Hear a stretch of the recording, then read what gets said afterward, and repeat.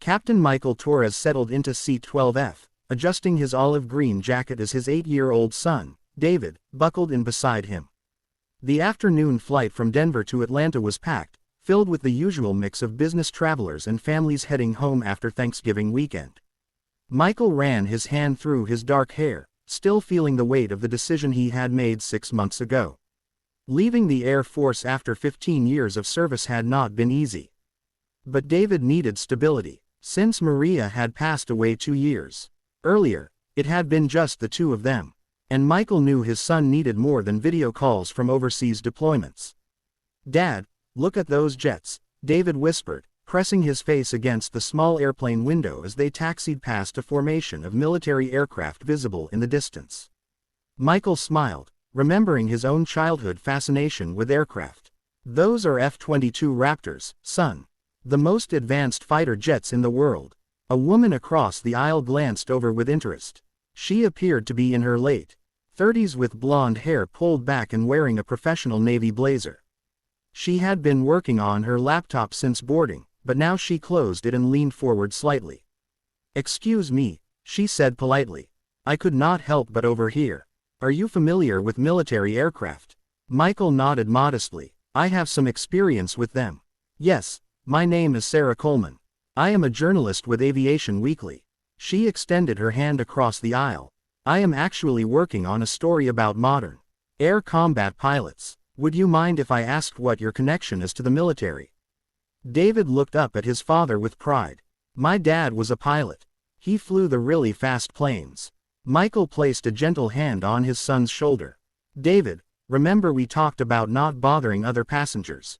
"Oh, he is not bothering me at all," Sarah said warmly. "A pilot, that must have been quite an experience. What did you fly?" "F-22s mostly for the last 8 years." Michael replied simply, his voice carrying the quiet confidence of someone who had mastered one of the most challenging professions in the world. Sarah's eyes widened. "F-22s? Those pilots are among the elite of the elite. There are only about 180 pilots qualified to fly them." "Something like that," Michael confirmed, uncomfortable with the attention, but appreciating her knowledge of aviation. The conversation was interrupted by the captain's voice over the intercom. "Ladies and gentlemen, we have been asked by air traffic control to hold our position for a few minutes. There appears to be some military air traffic in the area conducting training exercises." Through the windows, passengers began pointing as 2 sleek F-22 Raptors came into view, flying in perfect formation about 1,000 feet above them. The aircraft moved with the fluid precision that only came from hundreds of hours of training and absolute mastery of their machines. David pressed his nose against the window again. "Dad, they look just like the ones you used to fly." An older gentleman in the seat behind them leaned forward. "Son, did you say your father flew those aircraft?" "Yes, sir," David replied with obvious pride. "He was really good at it, too. He has lots of medals and everything." Michael felt heat rise in his cheeks. "David, please, we do not need to discuss this with everyone," but Sarah was looking at him with new interest. "I apologize for prying, but what was your call sign? In my research, I have learned that F-22 pilots often have rather distinctive ones." Michael hesitated. His call sign was not something he shared casually. It carried weight in certain circles, recognition that sometimes brought unwanted attention, but there was something genuine about Sarah's curiosity, and David was looking at him expectantly. "Phantom," he said quietly. The reaction was immediate and unexpected. A man several rows ahead, who had been reading a magazine, suddenly turned around. He was wearing a casual button-down shirt, but something about his bearing suggested military background. "Did someone just say Phantom?"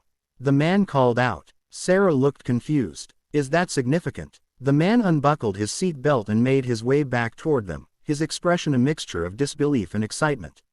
"Sir, forgive me, but did you say your call sign was Phantom?" Michael nodded reluctantly. "That is correct. Major Tom Bradley, F-16 pilot stationed at Shaw Air Force Base," the man said, extending his hand with obvious respect. "Sir, I have heard stories about Phantom. The red flag exercises, the combat missions over Syria. You are a legend in the fighter pilot community." Other passengers were beginning to take notice of the commotion. Michael felt increasingly uncomfortable with the attention, but David was beaming with pride. "What is red flag?" Sarah asked, her journalistic instincts fully engaged. Major Bradley looked at Michael for permission before answering. "Red flag is the most realistic air combat training in the world. Phantom here holds the record for most simulated kills in a single exercise. 17 enemy aircraft in 5 days. No one has come close to matching it."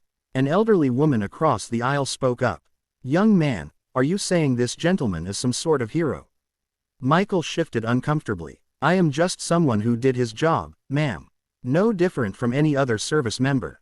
"With all due respect, sir," Major Bradley continued, "what you did during Operation Desert Shield was extraordinary. When those Iranian fighters engaged our reconnaissance aircraft, you single-handedly—" "Major," Michael interrupted gently but firmly, "I appreciate your kind words, but I would prefer not to discuss operational details in a public setting." David tugged on his father's sleeve. "Dad, what is he talking about? What did you do?" Michael looked down at his son, seeing the curiosity and pride in the boy's eyes. "How do you explain to an 8-year-old that sometimes good people have to do difficult things to protect others? Sometimes, son, pilots have to make very quick decisions to keep other people safe. It is part of the job." Sarah had been listening intently. "Mr. Dr. Torres, I hope you do not mind me saying this, but in my research on modern aviation heroes, your name has come up several times. The pilots I have interviewed speak of you with tremendous respect." "Heroes," Michael repeated, shaking his head. "I am just a single father trying to raise his son. The real heroes are the ones who did not make it home." The sincerity in his voice seemed to quiet the cabin. Several passengers were now openly listening to the conversation, and Michael could feel the weight of their attention. Major Bradley sat down in an empty seat nearby.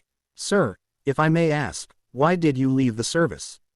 Pilots of your caliber usually make it a career." Michael glanced at David, who was listening intently. "My son lost his mother 2 years ago. He needed his father home, not deployed overseas. 10 months a year. Some things are more important than flying." The cabin fell silent except for the steady hum of the engines. Sarah closed her laptop completely, no longer thinking about her story, but about the man sitting across from her. "That must have been an incredibly difficult decision," she said softly. "The most difficult of my life," Michael admitted. "Flying was not just what I did, it was who I was. But David is my priority now. He has already lost one parent. I was not going to risk him losing another." David reached over and took his father's hand. "I am glad you came home. Dad, I missed you when you were gone." Michael squeezed his son's hand, feeling the familiar tightness in his throat that came whenever David mentioned missing him during deployments. The captain's voice came over the intercom again. "Ladies and gentlemen, we have been cleared for takeoff. Flight attendants, please prepare for departure." As the plane began to taxi toward the runway, Major Bradley stood up. "Sir, it has been an honor meeting you. If you ever decide you want to get back in the cockpit, even as an instructor, I know a lot of people who would jump at the chance to learn from you." Michael nodded politely. "Thank you, Major, but my flying days are behind me now." As Bradley returned to his seat, Sarah leaned across the aisle one more time. "Mr. Torres, I know you value your privacy, but would you ever consider sharing your story? Not the classified details, but your perspective on service, sacrifice, and what it means to be a hero. I think people need to hear voices like yours." AI considered her question as the plane lifted off, the ground falling away beneath them. Through the window, he could see the F-22s in the distance, still conducting their training exercises. "Maybe someday," he said finally. "But right now, my most important mission is sitting right here beside me." David looked up at his father with adoring eyes.